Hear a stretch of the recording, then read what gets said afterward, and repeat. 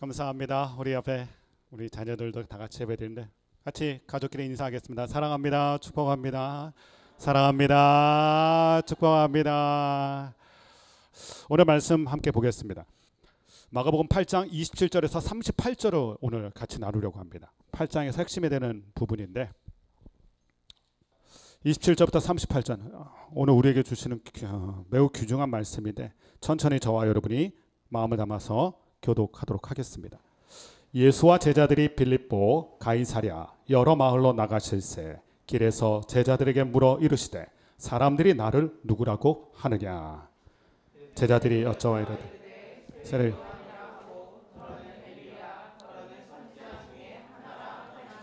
또 물으시되 너희는 나를 누구라 하느냐. 베드로가 대답하여 이르되 주는 그리스도시니이다 하매 인자가 많은 고난을 받고 장로들과 대제사장들과 서기관들에게 버림받아 죽임을 당하고 사흘 만에 살아나야 할 것을 비로소 그들에게 가르치시되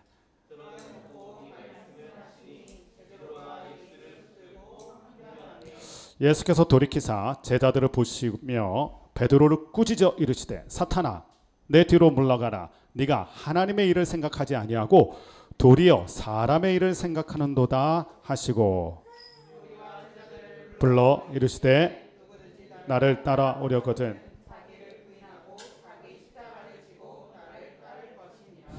누구든지 자기 목숨을 구원하고자 하면 잃을 것이요 누구든지 나와 복음을 위하여 자기 목숨을 잃으면 구원하리라.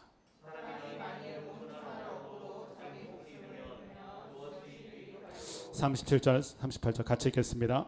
사람이 주고 자기 목숨과 바꾸겠느냐. 누구든지 이 음란하고 죄 많은 세상에서 부끄러워하면 인자도 아버지의 영광으로 거룩한 천사들과 함께 올 때에 그 사람을 부끄러워하리라.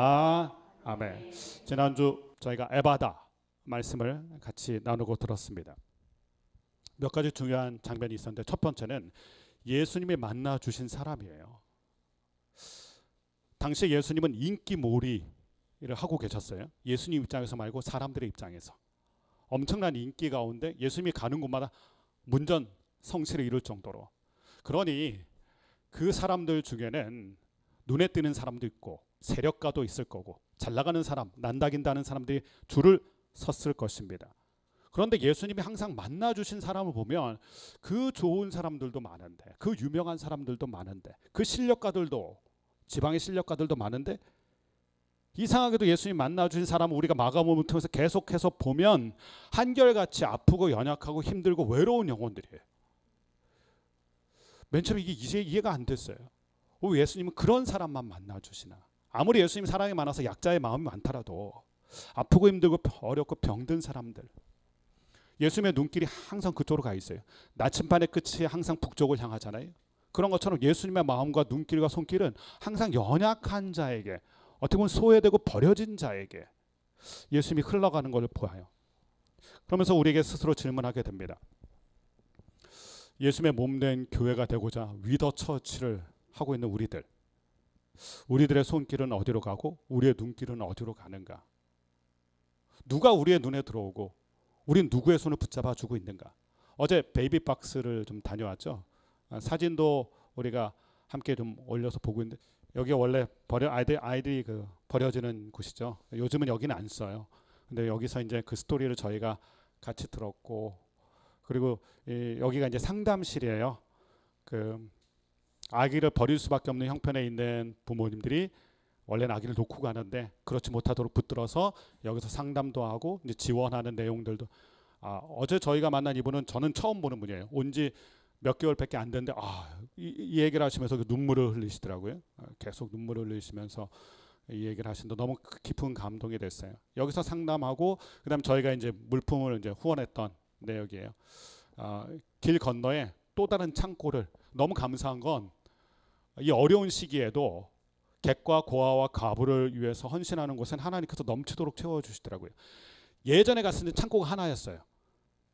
갈수록 창고가 늘어나더라고요. 2개까지 봤어요. 여기까지 또 창고가 돼서 저희가 함께 이 창고를 좀 위에 있는 걸 정리하고, 그리고 물건들을 저희 걸 좀 나눠서 여기다 놓고, 또 이분을 통해서 들었던 기도 제목들이 있어요. 제주도에 베이비박스가 하나 더 쓴다고 하더라고요. 그리고 미혼부들이 있어요. 미혼모만 생각하는데 미혼부가 또 아이를 키우는 사람들이 있더라고요. 그들을 위해서 좀 기도하고, 또 하나님의 공급하심이 계속해서 이루어질 수 있도록 저희가 같이 기도하고 나왔어요. 첫 사역이 위더처치의 첫 사역을 가장 어떻게 보면 낮은 곳으로. 그래, 아빠도 여기 있지. 아빠 있다고. 맞아. 얼마나 자랑스럽겠니, 아빠가. 우리도 자랑스러운데. 근데 저는 이게 하나님의 인도하심이라고 생각해요. 저희가 첫 사역을 하는 데 있어서 하나님의 마음이 가장 흘러가는 어떤 밑바닥 같은, 여기서는 정말 버릴 수밖에 없는 특별한 사정들이 있거든요. 남한테 알릴 수 없는. 그런데 그 아이들을, 그 생명을 위해서 애쓰고 기도하고 있는 이곳. 그래서 저희가 그런 얘기 했어요. 우리가 끊임없이 위더처치 공동체는 베이비박스와 함께 할 거다, 이런 얘기하고, 제주도에도 제가 소개를 해서 잘 될 수 있도록 연결해 주려고 합니다. 그리고 지난 주 중에 제가 카톡을 통해서 우크라이나 임광택 선교사님 소식 앞으로 계속 저희들한테 보내주실 거고, 저도 여러분에게 보내드릴 텐데, 전쟁 가운데 있는, 거기서 신학교를 하면서 교회를 하고 있는 분이세요. 지금 굉장히 안타까운 현실 속에 있는데, 저희가 이번에 첫 사역을 이 베이비박스와 또 우크라이나 임광택 선교사님이 한국에 나와 있는데 가족들과 굉장히 불편하게 생활하고 계시고 차가 없어요. 그래서 저희 그동안 헌금했던 것 중에 얼마 일부분을 차를 좀 빌릴 수 있는 비용으로 드리려고 합니다.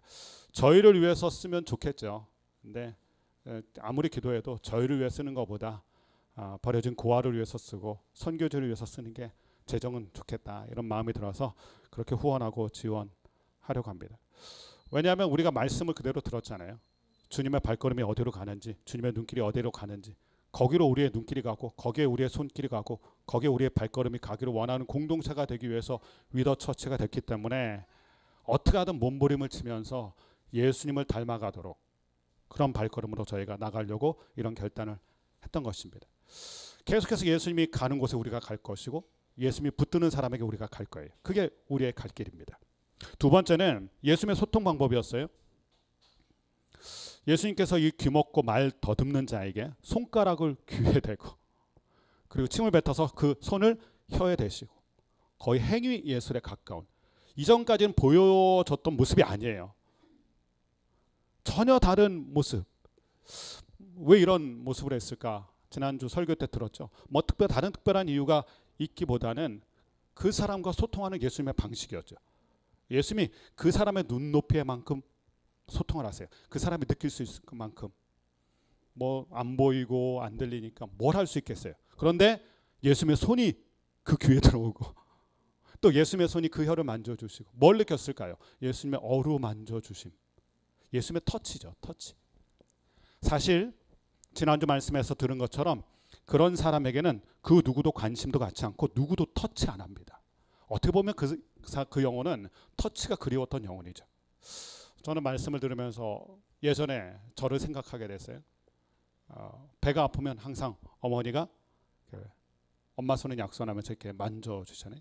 그러면 그게 무슨 효과가 있을지 모르겠는데 하여튼 따뜻함이 전해지면서 안정감이 오면서 사랑받는 느낌이 들면서 그런 감정을 느끼잖아요. 저는 예수님께서 만져주심을 통하여 이 영혼이, 외롭고 섬 같은 영혼이 그걸 느꼈을 것 같아요. 주님의 따뜻한 터치. 우리에게도 이게 필요하죠. 우리가 주님의 손과 발이 되기를 원하는데 우리가 해야 될 일이 바로 그들을 어루만져주는 거예요. 가장 가까이는 우리 스스로부터. 우리가 서로를 어루만져줘야 됩니다. 사랑의 터치를 해줘야 돼요. 믿음의 터치, 사랑의 터치, 은혜의 터치. 예수님께 받은 만큼 우리들도 예수님처럼 누군가를 만져줘야 돼요. 그러면서 예수님이 얘기하셨죠. 에바다. 너무 멋진 선포예요. 열리라. 그러면서 열리고 풀리는 은혜의 사건들, 이것을 보면서 또 이것을 우리가 믿음으로 받아들이면서 에바다의 사건이 우리의 삶의 사건이 되어서 묶인 게 풀리고 또 열리게 되는 은혜가 있게 될 줄로 믿습니다. 우리가 그런 공동체를 꿈꾸는 거죠. 오늘 말씀은 8장으로 넘어와서 이게 딱 마가복음의 중간이에요. 중간 지점이에요. 이전을 마가복음 전반부라고 얘기할 수 있고 이 오늘 말씀을 중심으로 그 다음은 마가복음의 후반전입니다. 그런데 완전히 다른 느낌이에요. 예수님의 행보가 다르고요. 또 예수님에게서 느껴지는 분위기도 달라요. 이전까지는 인기인이었어요. 미라클 메이커, 기적을 일으키는 능력이 중심이 됐어요. 그래서 사건들이 일어나죠. 사람들을 흥분시키는 사건. 근데 후반부로 갈수록 어떤 일이 일어납니까? 뭐가 부각되냐면 예수님의 십자가가 부각이 돼요. 이 오늘 본문 말씀을 중심으로 예수님에 대한 이미지가 완전히 달라져요. 예수님의 길도 다릅니다. 십자가의 길을, 십자가가 선명해져요. 후반부로 갈수록 십자가가 선명해져요. 그러면서 예수님께서 제자들에게 요구하는 게 달라져요. 제자들에게 다른 삶을 요구하세요. 제자다운 삶을 요구하시는 아주 제자들에겐 그래서 획기적인 전환점이 돼요. 근데 왜 이 말씀을 우리가 묵상할까 고민해 봤어요. 우리에게 필요한 게 지금 그러한 시점이에요. 우리가 다음 주부터는 다른 곳에서 또 우리와 함께 할 수 있는 사람들 초청해서 예배드립니다. 전환점이죠. 우리에겐 굉장히 중요한 전환점에 분기점에 위더 처치가 서 있어요. 이때 우리에게 필요한 게 무엇일까? 이것을 고민하면서 오늘 말씀을 우리가 같이 묵상하면 좋을 것 같아요. 오늘 말씀이 이렇게 시작됩니다. 27절을 보십시오. 본문 27절 같이 읽겠습니다. 시작. 예수와 제자들이 빌립보 가이사랴 여러 마을로 나가실새 길에서 제자들에게 사람들이 나를 누구라고 하느냐. 언제나 예수님의 사건을 볼 때 언제 어디서 누구에게 이런 게 중요하죠. 예수님이 중심에 있고. 자, 예수님과 제자들이 빌립보 가이사랴, 우리에게 익숙한 건 가이사랴 빌립보, 그죠? 똑같은 말이에요. 이게 두 개의 합성어예요. 가이사랴, 케사르, 시저를 얘기하죠. 로마 황제를 얘기합니다. 빌립, 헤롯 빌립을 얘기하고요. 이 두 가지가 합쳐진 단어가 이 빌립보 가이사랴, 가이사랴 빌립보인데 도시예요. 도시, 마을이에요. 특별하게 만들어진 도시입니다. 앞에 이 가이사랴를 얘기한 것처럼 황제예요. 그 황제에게 어떻게 보면 잘 보이기 위해서 나는 황제에게 충성하는 사람입니다. 헤롯 빌립이 자기 이름을 갖다 붙여서. 그러니까 나 빌립은, 헤롯 빌립은 가이사, 로마 황제에게 충성하는 사람입니다라는 것을 보여주기 위해서 만든 게 가이사랴 빌립보, 빌립보 가이사랴예요. 그래서 이 빌립보 가이사랴에 뭐가 있냐면 황제를 숭배하던 자리가 있어요. 성지순례를 우리가 그래서 꼭 가봐야 돼요. 나중에 가서 보면 이 가이사랴 빌립보가 어떤 지역인지를 정확하게 알 수 있어요. 첫 번째, 이 가이사랴 빌립보가 황제의 도시라는 별명을 해서 갖고 있는 거예요. 황제가 다스리고 황제가 곧 신격화되어 있는 이곳에서 예수님이 어떤 중요한 레슨을 주고자 했던 거예요. 또 재미있는 게 이 가이사랴 빌립보가 지어지기 전에, 이 황제의 도시로 지어지기 전에는 여기가 어떤 동네였냐면 예전부터 바알을 숭배하던 곳이에요. 아주 유명한 곳이에요. 그래서 가이사랴 빌립보 가보면 바알을 숭배했던 그 자리가 그대로 남아있어요. 또 한 가지, 여기가 토착신이 있어요. 판신이라고 있어요. 판신. 그래서 가이사랴 빌립보 가보면 처음 눈에 들어오는 게 벽화처럼 큰 벽이 있고 그 벽화처럼 거기에 동굴이 하나 이렇게 딱 세워져 있어요. 그리고 여러 신들을 놓을 수 있는 자리들이 다 있어요. 우리나라 계룡산 생각하면 됩니다. 계룡산에 가면 온갖 잡신이 있잖아요. 그런 것처럼 가이사랴 빌립보 가면 판신을 섬기는 자리가 있고 여러 가지 토착신을 섬기는 만신전이라고 하죠. 그러니까 가이사랴 빌립보가 굉장히 종교적으로 혼합주의, 복합주의가 있는 데예요. 황제가 신이 된 곳이고 바알을 숭배했던 곳이고 또 토착신을, 판신이라는 토착신을 섬기고 있는 이런 영적으로 복잡 미묘한 동네가 이 가이사랴 빌립보예요. 근데 여기서 예수님께서 딱 멈춰서서 제자들에게 물으신 것입니다. 사람들이 나를 누구라고 하느냐? 모두가 신이라고 얘기하는 온갖 잡신이 다 신인데 예수님께서 본인을 딱 세우시면서 그 앞에서 예수님께서 첫 번째 질문이 이것이에요. 사람들이 나를 누구라고 하느냐? 다른 데서 이 말을 했으면 별 느낌이 없었을 거예요. 근데 모두가 황제가 신입니다. 바알이 신입니다. 다 이렇게 떠받들고 있는 바로 그 자리에서 나는 누구냐? 이걸 물어보신 거죠. 근데 첫 번째 질문은 이거였어요. 사람들이 나를 누구냐? 이것을 가만히 묵상해 보세요. 예수님답지 않은 질문이잖아요. 예수님이 언제 사람들에게 평가를 받고 인정을 받기 원하셨나요? 예수님 그런 인정 욕구가 없었던 분이세요. 우리는 사람들의 눈길이 평가가 중요하죠. 사람들이 나를 어떻게 볼까? 사람들이 위더 처치를 어떻게 볼까? 우리는 다 사람들의 평가와 사람들의 눈길, 이게 우리는 중요한 사람이에요. 그런데 예수님은 지금까지는 한 번도 사람들의 평가와 인기에 마음을 두신 적이 없어요. 오히려 초연하셨던 분이세요. 그런데 여기서는 예수님께서 이렇게 얘기한 거예요. 사람들이 나를 누구라고 하느냐? 예수님답지 않은 질문이죠. 예수님도 사람들의 평가, 사람들의 눈길을 의식하셨나? 예수님이 보여줬던 모습과 너무 다른 모습이죠. 분명히 예수님의 본심은 아니에요. 자, 이 질문에 제자들이 이렇게 대답했습니다. 28절 말씀 보면 제자들이 여짜와 이르되 세례 요한, 엘리야, 더러는 선지자 중에 하나라 하더이다. 그러니까 세간에서 예수님에 대한 평가는 이렇다는 거예요. 첫 번째, 세례 요한이다. 세례 요한 이미 죽었잖아요. 근데 예수님을 보면 세례 요한이 겹쳐서 보이는 거예요. 왜 그럴까요? 메시지 때문이죠. 세례 요한이 칼날 같은 메시지를, 회초리 같은 메시지를 했어요. 그 중에 핵심은 회개하라. 하나님 나라가 가까웠다. 너희들 이 모습 이대로는 안 된다. 하나님의 백성답지 않다 우리가. 근데 그 당시에 그 누구도 이런 얘기를 하지 않았잖아요. 오늘날도 마찬가지 메시지일 거예요. 위더 처치가 가져야 될 메시지 중에 가장 강력하게 가져야 될 메시지는 바로 이것일 거예요. 세례 요한이 얘기하고 예수님이 선포했던 우리가 하나님의 백성답게 살자. 하나님의 나라를 좀 생각하자. 예수님과 세례 요한의 공통 분모된 메시지. 그게 사람들에게 예수님은 세례 요한하고 좀 비슷하다. 이런 느낌을 주었을 거예요. 그래서 세례 요한이다. 이런 평가가 있었고, 두 번째는 엘리야입니다. 엘리야하면 떠오르는 단어가 뭡니까? 능력이죠. 비를 멈추게 하고 비를 오게 하고 또 불병거를 타고 올라가고 또 850대 1의 전설적인 승리를 거둔 능력의 선지자. 그런데 지금까지 마가복음 8장 전까지 예수님이 보여주셨던 모습은 뭐예요? 엘리야의 능력을 보여줬잖아요. 엘리야의 비견될 만한 능력들. 중풍병자가 일어나고 물이 변화에 포도주가 되기도 하고 오병이어의 기적이 일어나고 능력하면 엘리야였는데 엘리야만큼 능력을 베푸는 사람. 그러니까 세상 사람들은 예수 보면서 능력자 이런 생각을 하게 된 거예요. 그래서 엘리야 아닐까. 세 번째는 선지자 중에 하나라. 선지자가 와서 언제나 하나님의 말씀을 전해줬거든요. 그러니까 예수님께서 선포하시는 메시지를 통하여서 하나님의 메시지를 전해주는 그러한 선지자가 아닐까. 이런 평가들이 세간에 있었던 거예요. 이게 사람들의 평가입니다. 예수님이 이걸 물어보셨어요. 그리고 제자들이 이렇게 대답했어요. 그렇다면 자연스러운 흐름의 대화에서는 어떤 말이 나와야 될까요? 예수님에 비해서는. 왜? 사람들의 평가에 대한 예수님의 반응이 나와야 되잖아요. 그런데 그렇지가 않아요. 오늘 중요한 말씀은 29절이에요. 29절 읽어보겠습니다. 시작. 또 물으시되 주는 그리스도시니이다 하매.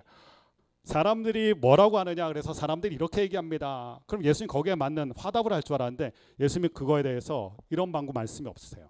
아무 말씀이 없어요. 반응도 없어요. 그러면서 예수님이 이렇게 얘기하세요.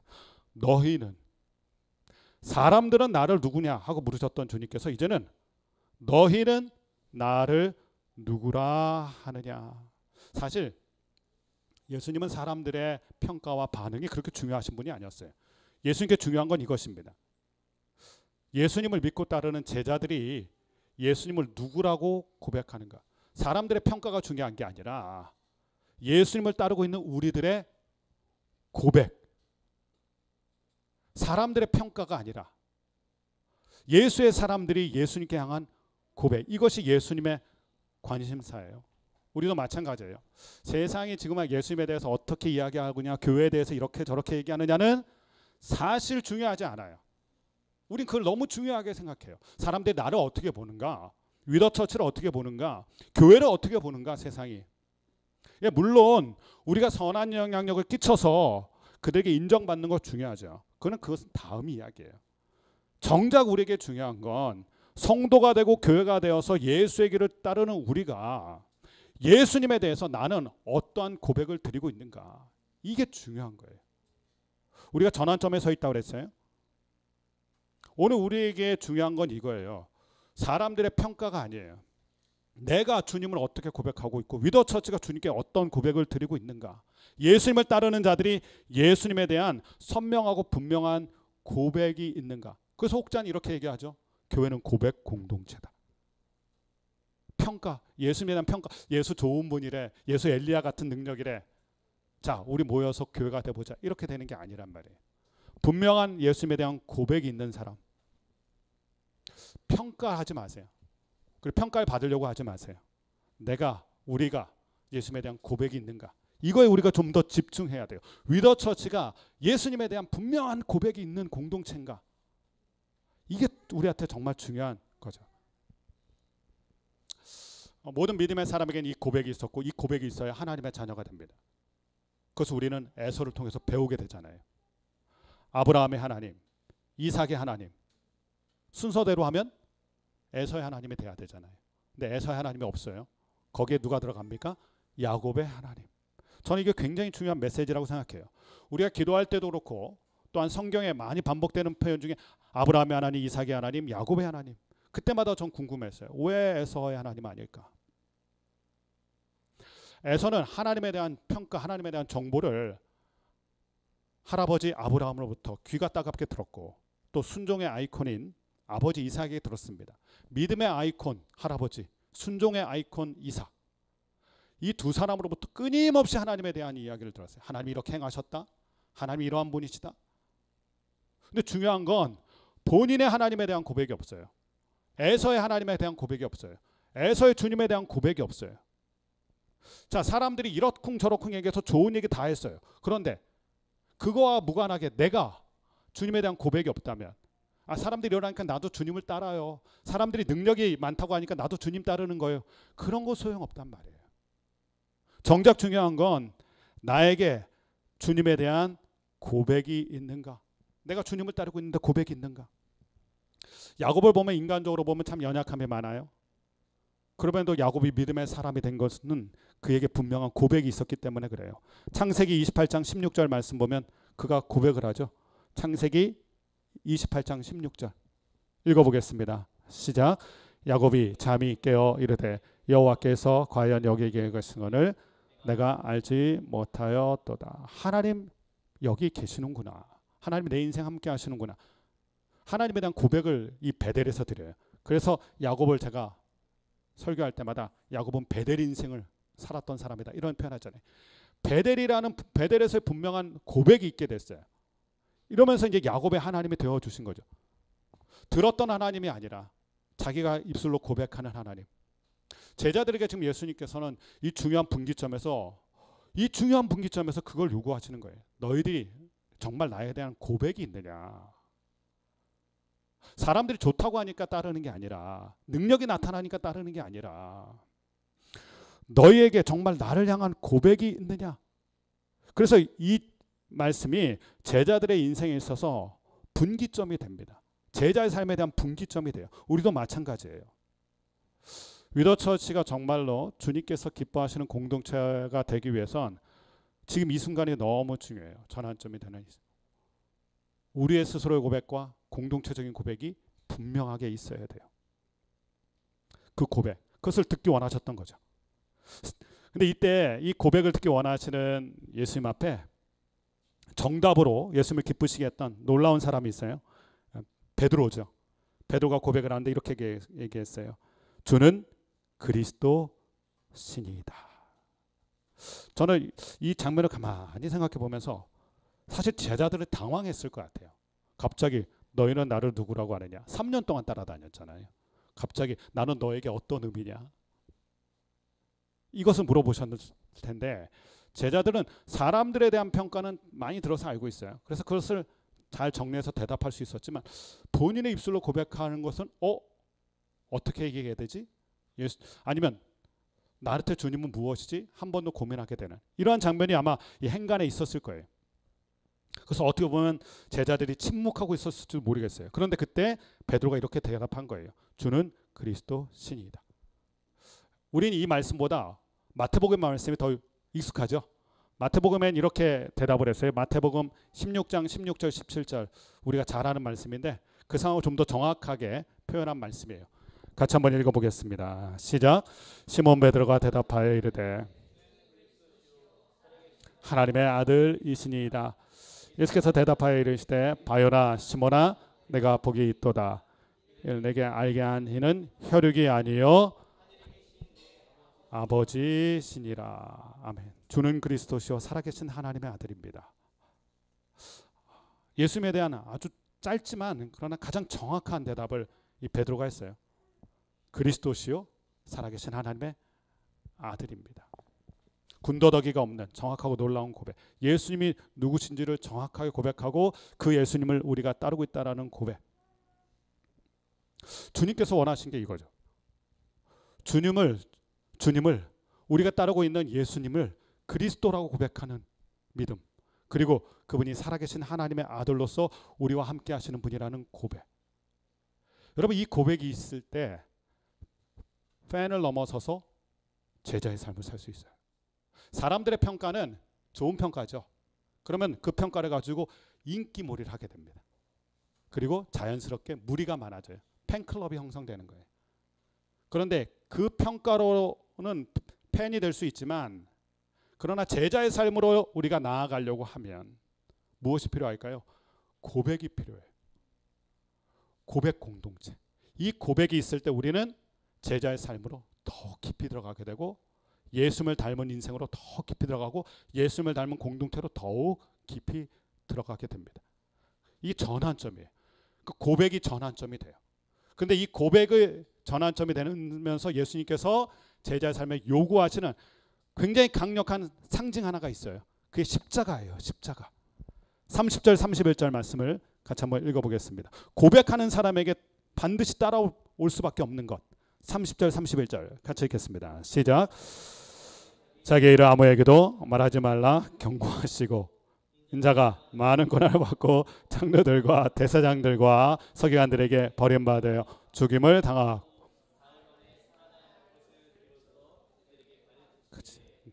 예, 이 전까지는 이런 얘기를 하신 적이 없어요. 그런데 고백을 받고 나서 전환점을 통과하고 나서 예수님이 비로소 무엇을 말씀하시냐면 주님의 십자가 사건을 이야기하시게 돼요. 비로소 전환점이 된 거죠. 비로소 예수님께서 십자가의 죽음을 얘기하시고 부활을까지 이야기를 해주세요. 이전까지는 함구하셨다가 십자가를 얘기했어요. 신앙의 고백 전과 고백 후가 이렇게 달라요. 고백이 있는 자만이 십자가의 길을 걸을 수 있어요. 고백을 한 사람만이 십자가를 감당할 수 있어요. 팬들은요, 우리가 잘 봐서 알잖아요. 팬들은 십자가가 나타나자 돌변했습니다. 호산나 호산나 하던 팬들이 어떻게 됩니까? 못 박아 죽이라 못 박아 죽이라. 배신감에 치를 떨어요. 팬들은 그래요. 팬들은 그래서 돌변합니다. 우리가 팬으로 남아있다면 결정적인 순간에 우리는 돌변하게 될 거예요. 그런데 고백이 있는 제자는 그 길을 같이 가는 거다. 십자가의 길을 같이 걸어가게 되는 거예요. 자, 오늘 우리는 중요한 전환점에 있습니다. 위더 처치를 하면서 우리는 오늘 새로운 각오로 이 전환점을 맞이해야 되는데 예수님께서 본문을 통하여 우리에게 이 얘기를 하시는 거예요. 우리가 고백 공동체가 되고 또 주님을 닮기 원한다면 우리에게 필요한 게 무엇일까? 위더 처치에게 더 필요한 게 무엇일까를 주님께서 보여주시는데 그게 바로 십자가의 길이에요. 그게 바로 십자가입니다. 사실 이 장면에서 제자들은 당황할 수밖에 없어요. 제자들이 한 번도 이런 시나리오를 쓴 적이 없거든요. 제자들은 팬 중에서도 가장 앞선 팬들이에요. 팬들이 누려야 될 것, 예수님을 통하여 평가 좋게 받고 있는 예수님을 통하여 얻어지는 인기와 명예와 자리. 그래서 자리 싸움도 한 거잖아요. 자리 아무한테나 주나요? 팬 중에 서서 극성 팬한테만 주는 거거든요. 최측근에게만. 팬들로 있으면 우린 이걸 생각하게 돼요. 예수님이 어떤 평가를 받으시나. 우리가 팬의 입장에 있으면 위더 처치가 어떤 평가를 받게 될 것인가. 이건 다 팬의 입장이에요. 이걸 다 내려놓게 만드셨어요. 예수님은 전환점에서. 너희들은 팬클럽을 원하지 않아. 너희들은 팬이 되어서는 안 돼. 너희들은 제자가 돼야 돼. 고백이 있는 제자가 돼야 돼. 그리고 그 고백에 합당한 십자가를 감당해야 돼. 오늘 말씀 굉장히 그래서 어려웠어요, 저한테. 정말 우리가 위더 처치가 되려면, 그리고 진실한 예배 공동체가 되고 진실한 교회가 되려면, 그리고 우리를 믿고 오는 사람들에게 정말 교회를 보여주려면 우린 달라져야 돼요. 평가하는 사람들, 평가에 목을 매는 사람들이 되어서는 안 되고 펜에 머물러서는 안 돼요. 우리는 분명하고 선명한 고백을 하는 사람이어야 되고 그 고백에 합당한 십자가를 감당하는 사람이 되어야 주님께서 기뻐하시는 위더 처치, 주님께서 기뻐하시는 성도와 교회의 모습, 우리 자신의 모습을 그렇게 만들어갈 수가 있어요.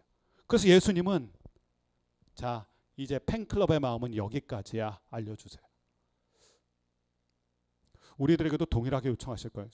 요청하고 계실 거예요. 오늘 예배를 드린 우리에게 팬클럽의 마음은 너희는 여기까지야. 7월부터는 안 돼. 사람들의 평가, 인기, 명예, 그건 여기까지야. 지금부터는 달라져야 돼. 니네가 교회를 한다고? 위더 처치를 한다고? 팬클럽의 마음은 여기까지야. 저한테 그렇게 얘기하시는 것 같았어요. 그 마음은 여기까지야. 인기 좀 얻고 싶고 인정받고 싶고 그건 여기까지야. 그거 다 내려놔야 돼. 지금부터는 다른 마음 가져야 돼. 그러면서 오늘 본문을 제가 깊숙이 보게 됐어요. 32절 33절 계속 예수님께서 이렇게 얘기하셨는데, 베드로, 우리의 모습을 보는 이 베드로, 우리의 모습과 겹치는 베드로는 이렇게 얘기합니다. 32절 33절 같이 읽어보겠습니다. 시작. 드러내놓고 이 말씀을 하시. 제자들을 보시며 베드로를 꾸짖어 이르시되 사탄아 내 뒤로 물러가라. 내가 하나님의 일을 생각하지 아니하고 사람의 일을 생각하는도다 하시고, 갑자기 돌변했어요. 항변을 합니다. 무슨 소리예요? 팬의 마음을 갖고 싶었거든요. 베드로는 여전히 팬클럽 중에 회장, 그 팬클럽 회장이죠. 그 마음을 놓고 싶지 않았어요. 우리는 뭐 그런 마음 놓고 싶나요? 우리도 그 마음이 있는데, 목사인 저도 있는데 우리도 다 그 마음이죠. 근데 그 마음 내려놓으라고 하니까 시쳇말로 화딱지가 난 거예요. 나는 그 마음 놓기 싫은데요. 나는 여전히 팬으로 예수님을 보고 싶은데요. 팬으로 예수님 따라다니고 싶고 예수님의 능력 맛보고 싶고 예수님의 인기 맛보고 싶고, 나는 그 덕을, 예수님 좀 덕 좀 누리고 싶은데요. 예수님 때문에 덕을 좀 보고 싶은데요. 이거죠. 그런데 예수님께서 아니야. 팬클럽의 마음 내려놔야 돼. 너희들은 이제 제자의 마음이 필요하고 제자가 붙들어야 돼. 십자가를 져야 돼. 너희들은 십자가의 길을 걸는 사람들이야. 내 덕 보려고 하지 말고 나와 함께 십자가의 길을 걸어가야 돼. 그게 너희들의 길이야. 팬심을 내려놓게 하니까 베드로가 화딱지가 났어요. 여러분, 이 모습이 우리 모습 아닌가요? 저의 모습이기도 해요. 화가 날 것 같아요. 그 마음이 불편해요. 그 내려놓으라는 게 너무 불편해요. 저는 베드로의 마음이 이해가 돼요. 꽃길을 걷고 싶은데 십자가의 길을 걸으라고 하니까, 위더 처치가 꽃길을 걷고 싶은데 십자가의 길을 걸으라고 하니까 항변하게 되는 거예요. 아마 멱살을 잡으려고 했겠죠. 마음 같아서. 저는 팬으로 예수님 곁에 머무는 게 좋은데요. 근데 예수님은 다르게 얘기하세요. 이 전환점과 분기점에서 너 팬의 마음 내려놔야 돼. 제자들에게 너희는 팬심을 내려놔야 돼. 그 마음 안 돼. 고백을 하는 제자라면, 고백 공동체라면 이제는 꽃길이 아니라 너희가 십자가의 길을 생각해야 돼. 이 말씀을 하시니까 제자들 중에 이 베드로가 마음이 불편했던 거예요. 그런 베드로에게 예수님이 이렇게 얘기하시죠. 전곡을 찔러서 얘기하세요. 너 하나님의 일을 생각 안 하는구나. 너 사람의 일을 생각하는 거야. 자, 허를 찔린 것 같아요. 우리는 하나님의 일을 생각한다고 위더 처치를 했어요. 정말입니까? 혹시 우리는 하나님 하면서 하나님의 일이 아니라 사람의 일을 생각하는 거 아닙니까? 주님을 따른다고 하면서 위더 처치, 우리가 교회가 되겠다라고 하지만 우리는 정말 하나님의 일을 생각하는 사람들입니까? 아니요. 어쩌면 우리는 제자들 모습처럼, 베드로의 모습처럼 하나님 하면서 예수님 하면서 우리는 하나님의 일이 아니라 제자들이 품었던 이 사람의 일, 베드로가 품었던 사람의 일을 생각하는 사람일 수 있다는 거예요. 베드로의 미숙함이 베드로의 미숙함으로 끝나지 않아요. 사실 우리의 모습이기도 하죠. 예수님 그것을 정확하게 얘기해 주세요. 하나님의 일을 생각하지 않고 너희들은 사람의 일을 생각한다. 자, 그럼 하나님의 일은 무엇입니까? 예, 우리를 통하여 누군가가 살아나는 것이죠. 구원과 생명의 일이죠. 십자가를 통하여 누군가가 살아나는 것. 그게 이제 우리의 일이죠. 그런데 사람의 일은 무엇입니까? 사람의 일은 남이 살아나는 거 생각 안 하는 거죠. 내가 잘 되고 내가 드러나고 내가 인기 있어지고 입신양명하는 것처럼 나만 잘 되면 되는 거예요. 이게 사람의 일이에요. 사람의 일의 끝은 다 나예요. 내 이름이 드러나고 내 자리가 보존돼야 되고 내가 잘 돼야 돼요. 근데 하나님의 일은 예수님 보여주셨잖아요. 예수님의 십자가의 희생을 통하여 생명이 살아나는 일. 그럼 위더처치가 생각해야 될 하나님의 일은 무엇입니까? 십자가의 길을 통하여 하나님께서 원하시는 누군가를 살리는 일을 하는 것. 그 공동체. 그게 우리에게 필요한 것이죠. 베드로 보면서 저 자신을 자꾸 살펴보게 돼요. 저는 베드로처럼 예수님을 향한 고백도 있어요. 이 고백은 무너지지 않을 고백이에요.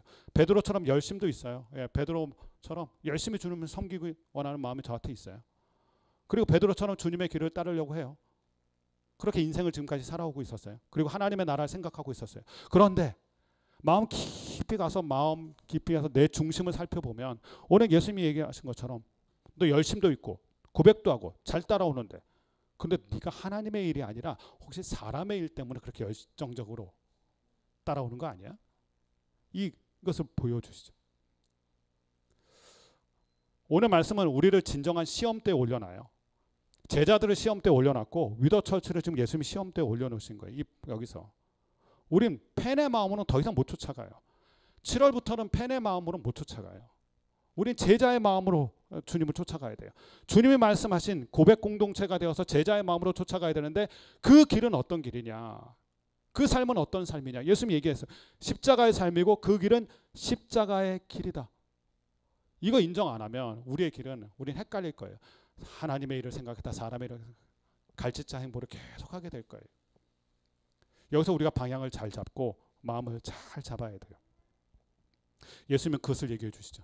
너희들이 이제 가야 될 길, 제자들이 가야 될 길은 팬의 길이 아니라 제자의 길은 십자가의 길이다. 이것을 얘기해 주세요. 그러면서 십자가를 다시 한번 얘기하시죠. 34절 말씀 단호하게 십자가의 길을 얘기하세요. 34절 읽어보겠습니다. 시작. 무리와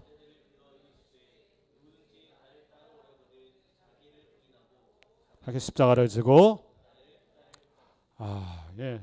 저희들한테 요구하시는 게 이거예요. 하나님의 일을 생각하고 십자가의 길을 걷겠다라고 하는 위더처치에게 주시는 메시지가 이거예요. 자기를 부인하라. 근데 제자들 입장에서는 억울할 거예요. 많은 걸 포기했잖아요. 예수님 때문에. 갈릴리 고향도 포기하고 자기 직업도 포기하고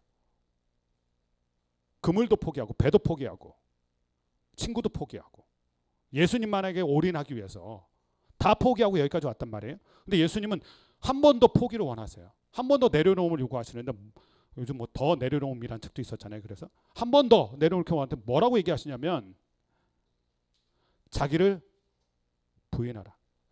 지금도 많이 부인했잖아요. 저는 여러분들을 보면서 우리를 보면서 우리도 지금 많이 부인하고 여기까지 왔잖아요. 근데 예수님은 한 번 더 바닥까지 우리를 비우기 원하시는 것 같아요. 완전히 비워라. 너를 부인해라. 보네퍼를 우리가 많이 알잖아요. 보네퍼. 많이 따르기도 하고 책도 신학생 때 많이 보기도 하고 거기 보네퍼가 쓴 그 책 중에 가장 유명한 게 나를 따르라. 이 책이잖아요. 거기에 보면 이런 내용이 있어요. 그리스도께서 우리를 부르실 때는 와라. 그리고 와서 죽으라 명하신다. 제자로 우리가 갔잖아요. 주님께. 근데 거기서 그치지 않는다는 거예요. 와서 죽으라. 오늘 본문이 그 본문이잖아요. 주님 많은 거 포기했는데요. 근데 주님께 한 번 더 이 전환점에서 십자가를 얘기하시면서 십자가는 너를 부인하는 자리야.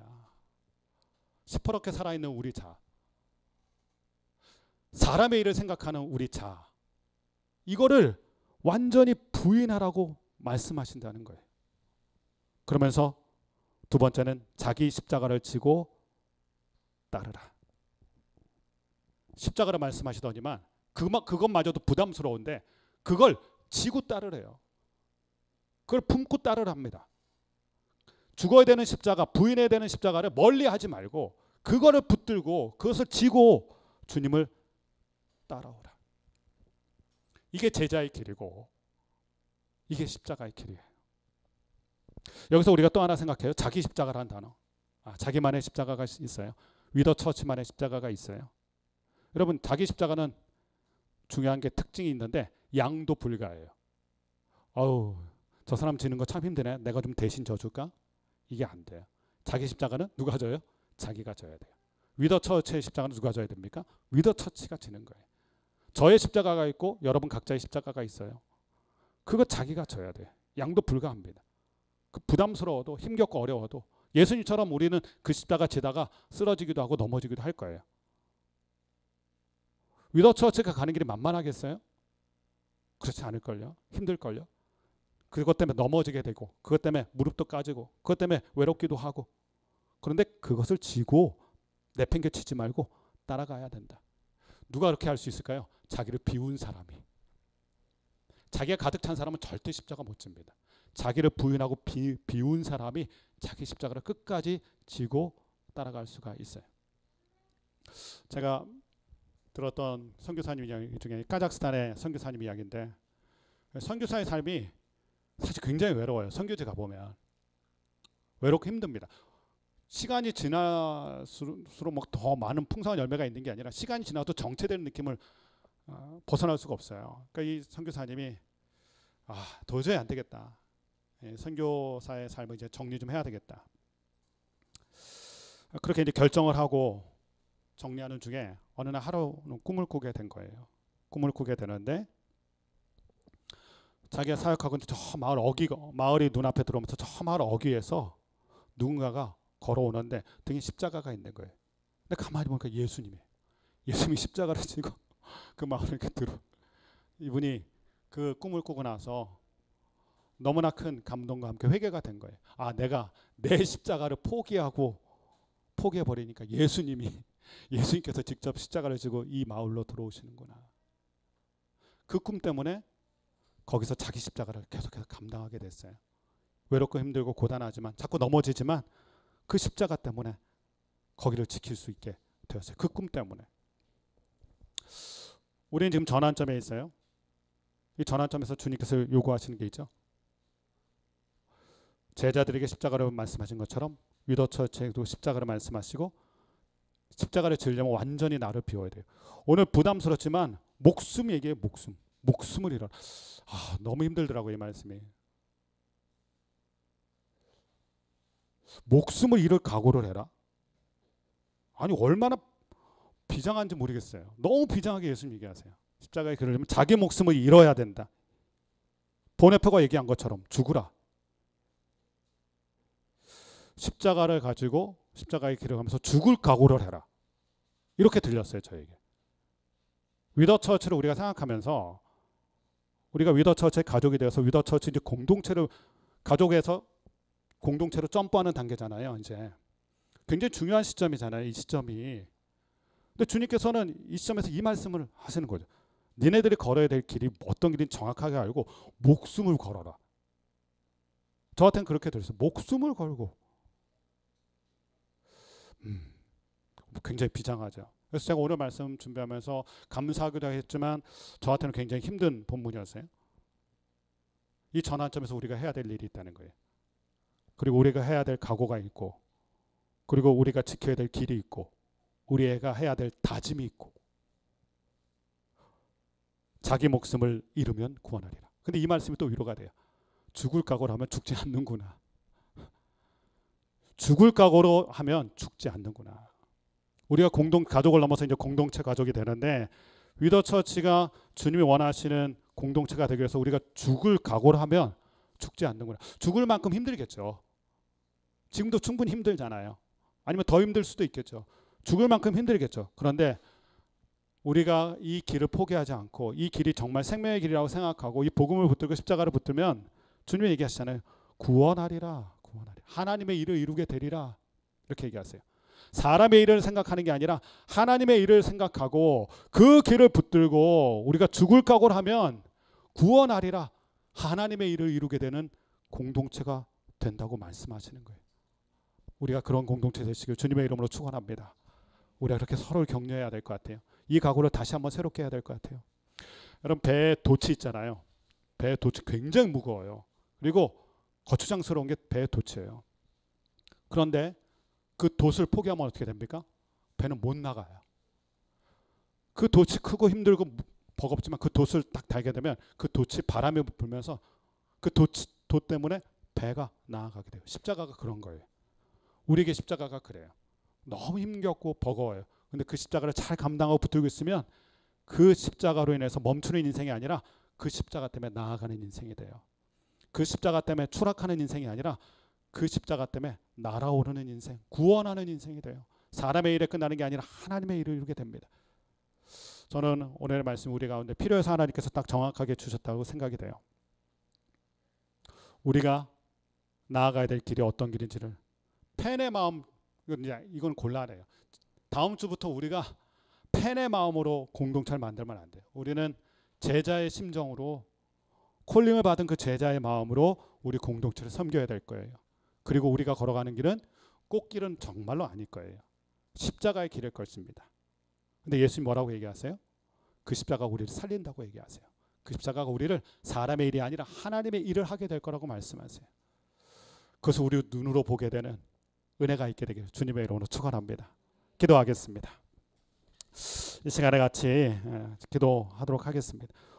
굉장히 중요한 전환점에서 예수님께서는 고백을 원하셨고 그 고백 후에 그 길이 십자가인 것을 얘기하셨습니다. 그 십자가가 우리를 사람의 일이 아닌 하나님의 일로 우리를 인도하게 될 것입니다. 주님, 전환점에 서 있는 우리 모두가 팬심을 내려놓게 하여 주옵소서. 팬으로 예수님을 쫓아서 예수님 덕 보려고 하는 게 아니라 예수님께 더 바짝 붙어서 제자의 삶으로서 예수님의 삶을 살아갈 수 있는 우리가 되게 하여 주옵소서. 자기 목숨을 잃으면 구원하리라. 주님, 우리가 중요한 사람입니다. 내가 너무 중요한 사람입니다. 내 입신양명이 중요하고 내 자아실현이 중요하고 내 영광이 중요한 사람인데 그걸로는 절대로 예수님 못 쫓아갑니다. 주님, 그것을 다 팬의 마음을 내려놓게 하셨습니다. 하나님, 오늘 이 시간에 우리가 그 팬의 마음을 내려놓고 제자의 고백으로 주님 앞에 나아가기 원합니다. 사람의 일이 아닌 하나님의 일을 생각하기 원하고 그 십자가 때문에 내 목숨을 잃을 각오를 하는, 죽을 각오를 하는 우리가 되기를 원합니다. 하나님 아버지, 우리의 헌신을 받아주시고 우리의 다짐을 받아주시고 하나님, 그러한 때에 분명히 우리는 사람의 일이 아니라 하나님의 일을 이루는 거룩한 하나님의 공동체가 될 줄로 믿습니다. 하나님, 이 마음이 우리 가운데 다시 한번 새로워지기를 원하고 이 각오가 새로워지기를 원하고 이 길을 걷기 원하는 우리가 되게 하여 주시옵소서. 우리가 우리의 마음을 주님 앞에 고백하면서 오늘 받은 말씀을 마음에 새기면서 함께 통성으로 같이 기도하겠습니다. 함께 같이 기도합니다. 주님, 감사합니다. 하나님 아버지, 가이사랴 빌립보에서 하나님, 주님께서는 사람들이 나를 누구라 하느냐 물으시고 너희는 나를 누구라 하느냐 물으셨습니다.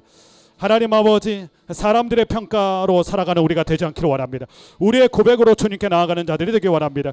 하나님, 세상의 평가로 주님을 따르는 것이 아니라, 세상의 관점으로 주님을 따르는 것이 아니라 하나님, 우리의 믿음의 고백으로 주님을 따르는 자들이 되게 하여 주시고 하나님, 펜을 넘어서서 제자의 삶을 살아갈 수 있는 우리가 되게 하여 주옵소서. 하나님, 고백을 할 때 예수님께서는 비로소 십자가를 말씀하셨습니다. 하나님, 십자가의 길을 얘기하셨습니다. 자기 목숨을 잃으면 구원하리라.